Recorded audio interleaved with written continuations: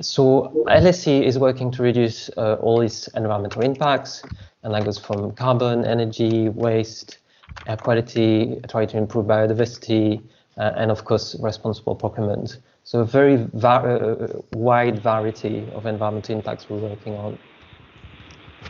And some highlights from last year is that we sourced 100% of our electricity from renewable energy.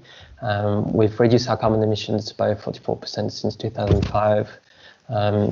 And we've got some beehives on the campus, and we've increased bike parking spaces. So we're working really across a very wide range of projects.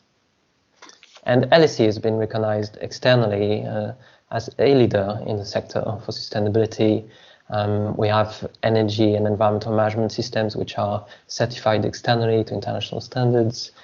We've been a first-class award in the University Green Lead for 10 years running, and all our buildings of new build have obtained excellent BREEAM certification, and were this year shortlisted in the AD Sustainability Leaders Awards. So that's all well and good, but recognizing the climate and ecological crisis, LSE realized that it needed to up its game and really take a more strategic approach to sustainability. So we set out to create a new sustainability strategic plan, and that was really a very collaborative process. So last year, our key focus was to conduct a consultation of the LSE community. So as all higher education institutions, we've got a very, very varied community of staff, students, academics, suppliers, etc. So it was really important for us to engage with the community to understand their aspirations and ambitions for LSE on sustainability and how they want to engage. So we conducted a series of events and workshops, and we had over 300 staff and students attending those, and just shy of 700 we responded to an online survey. So, which when it comes to online surveys at LSE is absolutely outstanding. And we were really pleased to see a number of LSE departments and groups and student societies got directly involved in actually delivering the consultation. So some of those events, we had different groups presenting their different perspectives and a lot of debate in true academic style. And the key outcome of the consultation was that there was really an overwhelming support for LSE to take step change to embrace environmental sustainability and to make change. And also that people were willing to really change their habits or their behaviors to support a more sustainable LSE. And we also used the consultation to consult on some very specific questions, such as, for instance, whether LSE should start mitigating the impacts of the carbon emissions is not yet reduced or avoided using carbon offsets, which is a very controversial issue and triggered a lot of debate, but was interesting that actually the vast majority of people across the LSE community were very supportive, 86%. So what happened next is that we fed all the views and results and feedback from the sustainability consultation into that big hopper. And then the sustainability team and a sustainability advisory group, which was made up of staff and students and senior representatives from across LSE, various departments, crunched all that and produced a sustainability strategy plan for the school. A sustainability strategy plan, which is made of a set of principles and commitments and a full set of practical initiatives to support those. So I've got a little video about the strategic plan, which you should hear the sound if it all works well.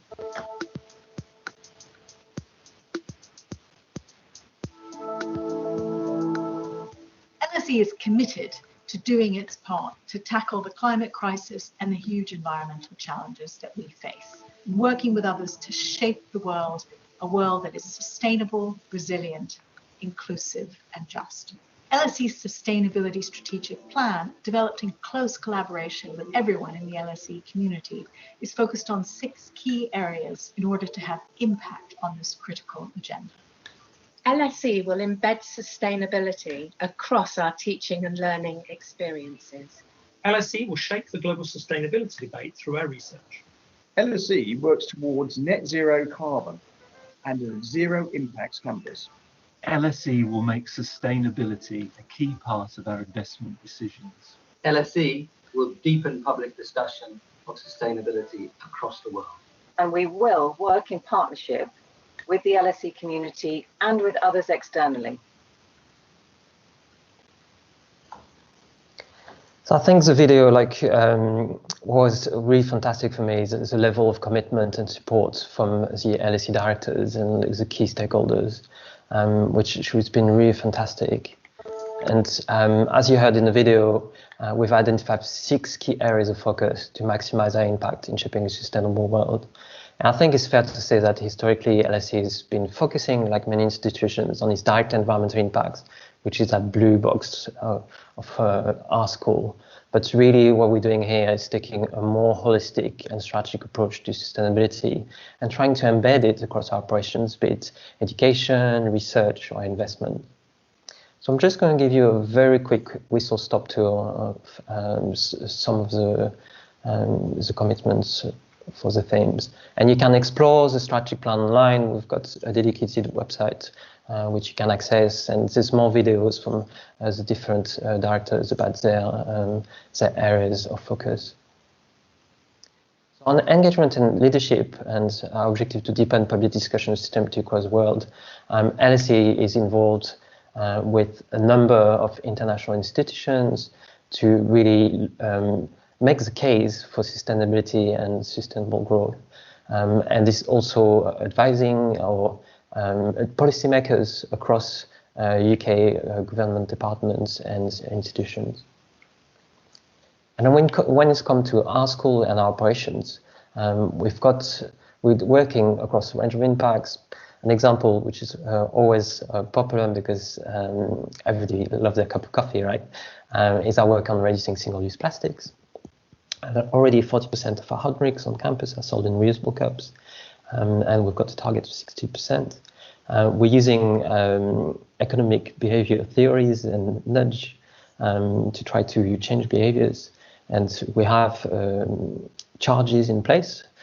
So 25 pence charge for single-use cups, 10 pence charge for plastic bottles, and our catering team are fantastic at engaging with the customers. And when it comes to our buildings, as I said, we've been doing a lot of work, and all our buildings have been getting BREEAM, excellent or outstanding ratings, and embedding eco features into our building specifications and the operations of the building. And then when it comes to carbon, we have net zero carbon targets, and our approach is systematic to carbon management to measure, reduce and mitigate our emissions.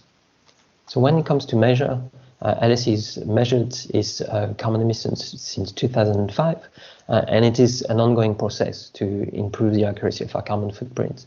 So obviously, as many institutions, our scope 3 emissions is a challenge, and trying to understand better the emissions associated with the goods and services we procure. And then when it comes to reduce, LSE has already made a lot of good progress. Since 2005, we reduced our carbon emissions. Well, actually, this year is now 44%. And we've invested close to £5 million in our estates in energy efficiency measures. And our next steps is a net zero target for 2030. So what we're doing on that is that we are now developing a carbon reduction pathway aligned to climate science and science-based targets to 2030. And we're working with external consultants, MACE, to develop a new carbon management plan for the school. And when it comes to mitigate, I think that's the bit which is a bit novel and which is not been adopted yet by many institutions. So we are now committed to mitigate the emissions we cannot avoid yet, as our LSE community gave us a mandate for. So we'll continue to buy electricity from 100% renewable sources, but we'll also now fund carbon reduction projects in the UK or abroad through the purchase of high quality certified carbon offsets. And by doing that, we'll be the first carbon neutral UK universities for our measured emissions. And over time, we'll transition the carbon emission offsets we're buying to be fully carbon sequestration or removal type. So on the carbon neutral aspect, as I said, like in the sustainability consultation, we had the mandate, and then when we launched a sustainability strategy plan in October 20, we made a public commitment that we were going to become the first carbon neutral university for our measured emissions. So then we worked very closely with Christian and the team to develop specifications for appointing a carbon offsetting partner. This was a bit complex because carbon offsets is not just, you know, a standard product. So we had to really have a good think of like how we're gonna develop clear specifications and scoring criteria. So there was a panel which was convened in January, released a specification in December, and then the panel met in January. We had really good response from the market. We met top suppliers, and we have now appointed a supplier. We had a proposal from 6 key suppliers, so the panel was made up of members of the sustainability team, the procurement team, but also students and academic representatives. And I think what was really interesting is the way we designed the specification and the scoring, like with the procurement team. I can tell you a bit more about that if you're interested. So in terms of the next steps on the carbon neutral, we're still going to do a second round of engagement. So every term we've got a sustainability forum, which is a kind of town hall style event, which is open to all our staff and students. And the carbon offsetting supplier is going to engage with our community to have a discussion about the LSE carbon offsets portfolio and refine the portfolio and what we're actually going to buy in consultation with the community. And the idea is that we're going to purchase the offsets around June time, which means that we'll have met our commitments by the end of the academic financial year. And then another project, which is related to the carbon neutral claim, is how we're mitigating the impacts of our air and rail business travel. And that's something which we also work closely with the procurement team, with the travel contract being managed by the procurement team. So a little reminder is that different modes of travel attract very different carbon impacts, as you know, and something which less people know is that different classes of air travel attract very different carbon impacts. So if you're flying business class, you're generating almost 3 times as much carbon emissions as economy, just because you can fit less people on the plane. So you're burning just as much fuel, but you don't have as many people on the plane. I know at the moment it's not as relevant because not many people are flying around, but we've been doing this work this year. So we use diversity travel. We use diversity travel as our travel supplier. Sorry, there's a bit of echo. It cut me off course. And the good thing is that they do some really good reporting. So diversity travel provides us with standardized reporting of our carbon emissions every month, which is really fantastic. So what we did on the mitigation of the business travel, which is effectively buying offsets, is that we engaged with the school management committee, which is LSE's board, on the principles and the cost implications of buying offsets in general, but including our approach for business travel. And then we did the LSE consultation. Sorry, it repeats a bit here, just because some of the slides are being recycled. And then I worked very closely with the procurement and finance teams to look at the mechanics of implementing it and communicating it. So effectively what we've done is we've established a price point of £15 per tonne for carbon offsets, which is a little bit higher from what we're going to buy, and we're just being on the cautious side because at that point we didn't go to markets, we didn't know exactly what we're going to spend. But really the important thing is that is the departments booking the travel which are going to bear the cost of travel. So I'm calling it spreading the love. So effectively it's polluter pays. Like if you're booking a flight, you're also going to have to pay for the environmental impacts of it. So the offsets are going to be bought centrally so that we maintain quality and consistency of value for money, but we're putting in place a recharge system. So our recharge system has been in place since the 1st of August, and that's been a collaboration with Procurement. So the actual charge is really small because if you look at, for instance, an average plane ticket, returns London to New York City, you're talking about just over £1,000, and the cost of carbon offsets from that is about just £40, which is a really small percentage. So this idea of the departments who booking the travel to bear the cost, that means that it's not a big cost pressure But at the same time, that means you don't have to find a big pot of money centrally, which would be really challenging. We did a lot of communications around this, like to make sure that people were aware of what was going on. And then what's sitting behind it is that, so we've got an automated report from the travel supplier, which has all the details of all the flights or the bookings. And we also got for each line the budget center. And then what I do is that I drag that data into a template from the finance team, so that it's a journal to do the recharge locally. And I'm happy to talk a bit more about that, like to anybody interested. I'm not going to bore you too much with that, but effectively, so challenges, limitation of the approach at the moment is that it's only covering travel which is booked centrally and not expenses. And we're doing a recharge, which means that when the person buys the travel, they don't see like the carbon emissions or the cost of the offset. So I think ideally in the future it would be nice to have a fully integrated system so that the booking platform also includes that aspect. And I guess that's something would be ideal to do as a bundle up together across the sector to put pressure to get that happening. And then to finish, I'm almost there. I wanted to talk a bit more depth about the partnership working which is going on between the sustainability and procurement teams at LSE. And thinking about this, like I identified like kind of two work streams, because for me there's all the sustainability contracts, so all the work around utilities, waste, energy, or the things we need as a sustainability team, and working as a procurement team to get that the best we can. And then there's the broader work in terms of embedded sustainability and responsible principles across all contracts. So I just got one slide on each of those. So in terms of sustainability contracts, that's the procurement team supporting the sustainability to re-optimize its impact and its spend. And for instance, work so on waste services, there's work to do a contract extension and the price negotiation, on electricity and gas, and like carrying on to get green tariffs and like the best way to do that. With water, we're navigating some performance challenges with the supplier. Help us to appoint carbon consultancy services supplier, and then the carbon offsetting services, which for me was really like the highlight, because there was really in-depth discussion of how we're going to get the most out of this. We've never done this before. I'm not sure how many people have done it. Like, and we developed a really robust scoring process and criteria to deliver best outcome. And actually, what it came to is that it was 100% based on quality. So our budget was set and disclosed, and effectively we said, this is how much we've got to spend. Tell us the best you can do for us.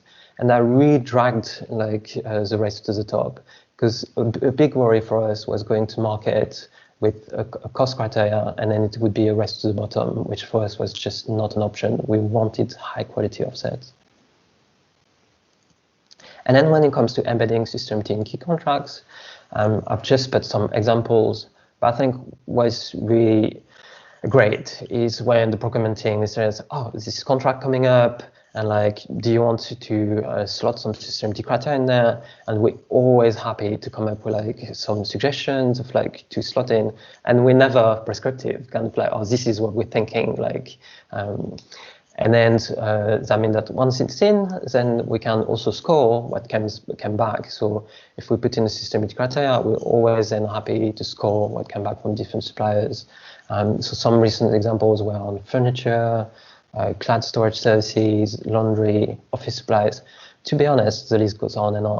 And I guess over time, what will be nice is that we're going to have a bit of a library of ideas of like things that can be embedded in the contract, but at the moment it is more on a bespoke basis, I've got to say, which is nice because you can make it really relevant and proportionate. Okay, so that was my whistle-stop tour. You can learn more about what we do online. We've got a newsletter, we've got an annual report, we've got social media channels, and we've got our website. We've got loads of information there. And that's it for me.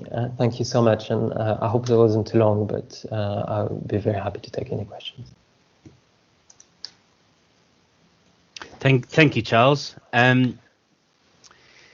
If anyone's got any questions, please do put them in the chat in case we can't answer them all in the time. And if we can't answer them in the time, we'll obviously refer back after this meeting. But in terms of a question from me to get the ball rolling, what would you say are the three things that an institution could do that's like the low-hanging fruit? Yeah, I said I was going to prepare that, but I didn't. I think it's a bit different for each institution, right? But some easy wins like buying renewable electricity. Like if you've not done that, like please look at that, because that's really like the thing which is going to make a difference and going to please your stakeholders. Easy to communicate. Like that's your kind of like starting point. And then everybody loves cups. So if you can do something about cups, like, again, like you will make a difference in single-use plastics, and you will get students engaged and interested.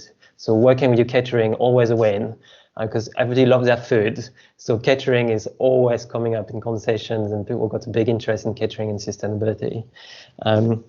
And then, well, if you've not thought about offsets, like that's an option. But what I would say is that carbon reduction should always be the priority. So it depends on the level of maturity of your organization. So I was fortunate that coming at LSE, a lot of carbon reduction work had been done, so that the mitigation was possible for us. So it's either, well, actually we need to do more on the reduction and support the sustainability team on that, or are we ready like for the mitigation and offset approach, and is it the right approach for us? Because I'm not saying it's one size fits all. It just happened that for us it was the right thing and our committee was ready for it. Jane, could I be a pest and ask for you to manage the questions in the chat? Would that be all right? That's absolutely fine. No, that was on my list to do actually, Christian. So first one, great presentation. Can you please explain in more detail how you managed to get more accurate Scope 3 reporting? We're very interested in getting ours more accurate. Can you take that one, Charles? Yeah, well, I'm gonna not give a great answer, because effectively we rely on the Scope 3 reports which LUPC are currently putting together. So we're not doing anything extra. We're relying on the methodology which I use across the sector. And I think there's an update to the methodology that was being done, and hopefully it's gonna refine a bit the tools that are being used. But I've got to admit the Scope 3 for us is still a kind of work in progress, and we've got net zero targets for 2030 for Scope 1 and 2, so we're still kind of having a key focus on 1 and 2, and then 3 more work to do. Brilliant, thanks Charles. I'll go on to the next one. There's obviously great buy-in by the senior leadership team at LSE. How did you get that? I think it's a mixture of that I was fortunate, that when I joined the organization, the organization has been on a long journey for sustainability. I mean, you're talking about 10, 15 years. So the organization was already in a mature place. And then there was the students putting a lot of pressure, let's face it, on the organization and institution to do more. And well, I've got to admit that they did get heard because they can't be voicey. So I think senior leadership, there was a mixture of their hearts in the right place and student pressure, which got in the place of right, we really need to sharpen our pencil of how are we gonna ramp this up. And then I just made the most of it. So I kind of dragged them in of oh, could we do this, could we do that? Do you mind doing a video? Do you mind being the sponsor for the research thing, the education thing? So there was a lot of engagement with them to try to get them to take ownership. I think it was a key bit. So it's transforming that, oh, we need to do something by, I'm gonna do something. Brilliant. Thanks, Charles. There's a lot of questions, so I hope you're ready for this. If we don't get through them all, then we'll ask Charles to answer them offline and then send them out afterwards with some minutes. So this is from Peter Fletcher. I don't know which institution you are, Peter. How did you set your budget for the offsetting scheme? As you mentioned, it was quite a novel approach, so it must have been difficult to work out how much would be good enough. Yeah, so like I had a lot of informal calls with different suppliers like over the month. So through those, I did get quite a good feeling of the market and what we could get. And you had like a spectrum, and you had people who were giving you like kind of crappy offsets at a really cheap price, or you had people who would give you the gold-plated offsets at like a really expensive price. So at the end, I was able to gauge of like, right, like this is what I'm kind of hearing what we can afford, and this is what I'm hearing like what we can get, and like I was able to like then set a budget, then eventually I got a budget which was in kind of like in the pot, and like, right, that's what we've got to spend, so that's it now. That's what we're going to put in the tender. We've got this much money. What is the best you can do for us? And it was interesting because some suppliers just didn't get it because they were still sending us, oh, we can give you crap offsets for cheaper. And it's like, no, not interested in that. So, what we were pointing in the end, somebody made the most of the budget, but which also brought loads of added value and like interesting add-ons. Just to add to that, the budget of £15 isn't automatically spent on every single offset. How it works is that we've set a price for a portfolio. So providing the total portfolio is on average £15 for the offsets, then we're happy. And the student engagement part that Charles mentioned is that we get to vote on the portfolio that we go with, because there's lots of different types of offsets. Solar panels in India versus reforestation in the Amazon. It has different pluses and minuses, and you can create a lot of student debate. So it was really impressive, Charles's plan, and he's not mentioned that enough. But how that works is we would have an average price for the amount of offsets we require. It worked out to about £50,000 per year, and then if there's cheaper ones and more expensive ones, we just adjust the quantities so that the overall amount of offsets that we want to buy is met, and we get to buy more than one. Brilliant. Sorry, Thanks, Charles. Christian. I have another question. I've also had an email from one of our members to say they're not getting the chat function to work. So if you have a question you're desperate for and you can't get the chat function to work, please do put your hand up. How was the business travel offsetting scheme paid by departments and received by the academic community? Yeah, no, exact question I had it before. So effectively, it's a cost pressure on the department. But as I said, it's a really small cost pressure. So, if I needed like a central budget to like offset all the business travel, it would have been like, well, there's no pot of money for that. Like nobody's got it, and like it would have been ridiculous. But actually, it is like, no, everybody's going to pay for their bit. So we spread the love. And, in terms of percentage, you're talking like a really small cost pressure. It's like something like 1.5%. And I guess the luck was that we started it in the summer, like during the pandemic. So there's not a lot of travel going on. So it was a perfect time to start it, and not too many people being like scared by it.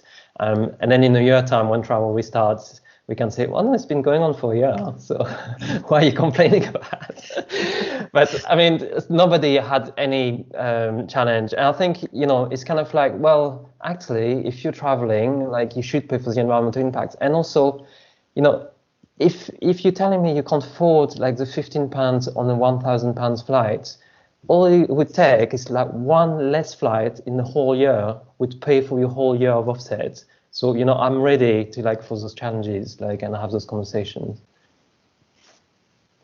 Brilliant. Thank you, Charles.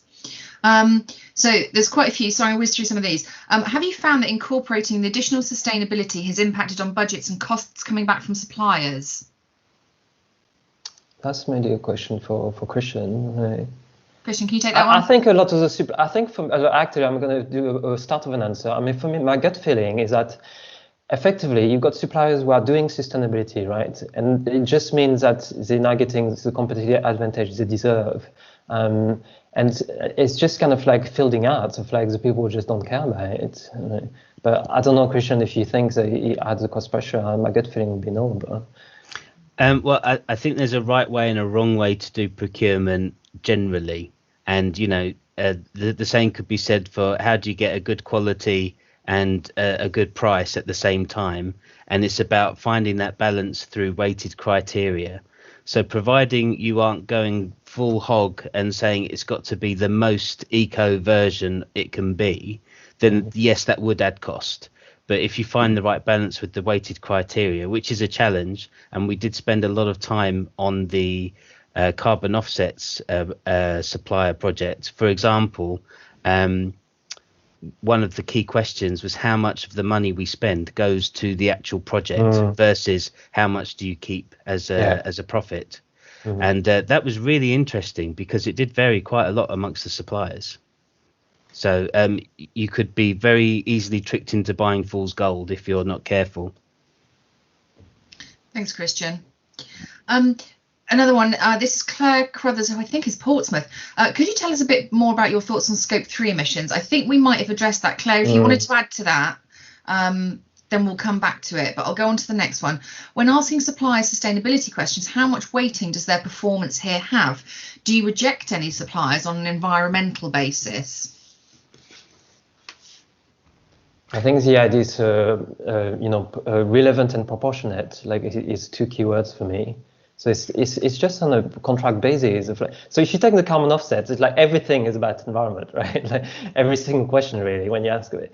But then it's on a contract by contract basis. Like, I think Christian, like what we're looking for, kind of medium rates, was it 10% like sustainability criteria, like score weighting? Yes, what we've done is there was a risk assessment tool developed by the sector. I can't remember if it was LUPC or HEPA, but you can download it from the HEPA website, I'm certain, and it will tell you a rating, low, medium, high, relative to the PROC-HE code. So that's what we did against our spend to help us identify what are the things that we should be focusing on first, because once we've done those, then we could do more of a deeper dive. And as Charles says, it needs to be proportionate. So if it's a low value contract or if it is a low risk, then it would be unfair to the market to be over demanding on this area. But where you can really make an impact is where you spend a lot, and it is a high factor. So for example, we've got a project at the moment with our student laundry, and Charles's team is engaged with procurement on introducing relevant criteria about water usage and electricity usage of the machines. And if you think about how many we have and how often they're run, that's going to make a real difference. Yeah. I think quite often what we try to do is not being prescriptive of like, oh, this is exactly when we want more kind of testing the market of like, right, what is it you can do for us, and like how, what is the best you can do? So because otherwise if you do it too prescriptive, that's where kind of like, well, actually they might have slightly different approach to sustainability, and like if you're being too prescriptive, you can kind of kill off innovation in a sense. Brilliant, thanks, Charles. I'm going to follow up because Claire's put another comment in about the Scope 3 reports. Who manages the offset process, and is it procurement, sustainability, or finance? And I think this relates to the Scope 3 reporting. Well, so I would say it's all three really, because it's been a collaboration. So, you know, I've been doing a lot of the thinking on like what kind of offsets do we need, like, so I've been doing the project management, if you want. But then procurement has been heavily involved. Like, thanks Christian for his time on like, you know, the specs, like the getting the supplier, like the scoring and all that stuff. And then like finance, yeah, as well, of like, okay, like we need a budget, where's it coming from, like all those discussions. So joint effort, I would say, with sustainability playing a coordinating role.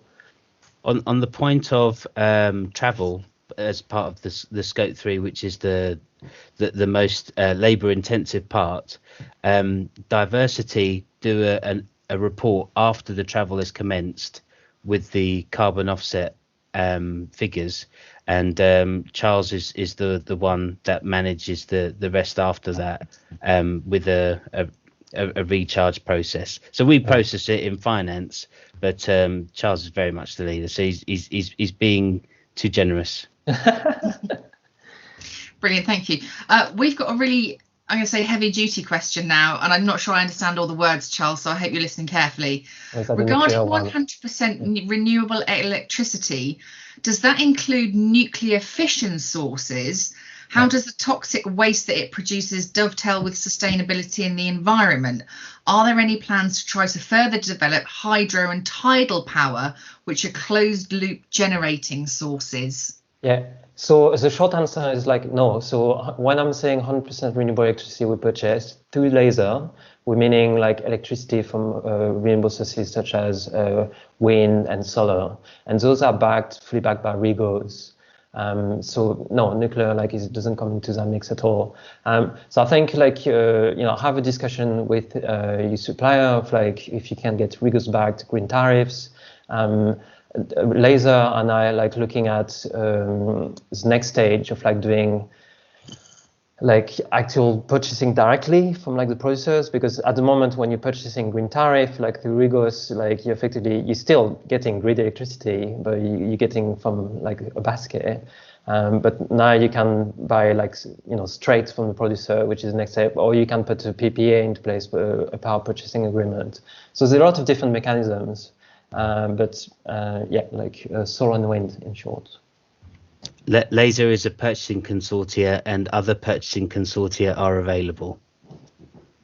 Yeah, thank you, Christian. You're welcome. Okay, it's another Scope 3 one here, so that's obviously quite a hot topic for today. Do you think that the current approach to measuring Scope 3 emissions can lead to perverse outcomes, as it's standard kilograms CO2 per pound spent in various categories, regardless of the actual product or service purchased? Yeah. Sorry, a lot of words there again. No, that makes a lot of sense. So effectively, the methodology for the Scope 3 currently is a spend proxy. So you're looking at how much are we spending, and then you just convert for every pound a conversion factor into carbon. So yeah, it does lead to. It's a bit of a blunt methodology, but it's the best we've got at the moment, right? And I think there's some key areas where we could look at improving that. So for instance, a construction spend, at the moment, if we build a new building, we're going to get a massive lump of carbon that year, but that building is going to stay on for a long time, right? So that's definitely a perverse outcome of it's not that all that carbon is happening in that 1 year. That carbon should be spread. Another one is if you're buying consultancy services or services in general. Really are those services really a pounds per carbon? Is that an accurate? I'm not sure. So yeah, it's not the best, but it's a start. And then I think it's a case of taking time to deep dive a little bit of well, okay, so where are my hotspots, and what do I think as a bit where I want to do a bit more investigation? Because when it comes to Scope 3, it's so wide, right, and there's so much, and it's a matter of well, I'm going to what are the areas I'm going to concentrate more, where I could potentially get the best return on my time spent and potential carbon impact, or make a difference in terms of carbon. Okay, that's brilliant. Thank you, Charles. I think we've got any more questions. If anybody's got any more questions that have come up from anything we've discussed now, if you'd like to put them in the chat, I'll give it a few more minutes. Christian, is there anything you want to follow up on from Charles's presentation? No, there was talk about it, but we didn't think there would be enough time, and it's Charles's success, so I'm trying to leave the spotlight to him. Brilliant, thank you.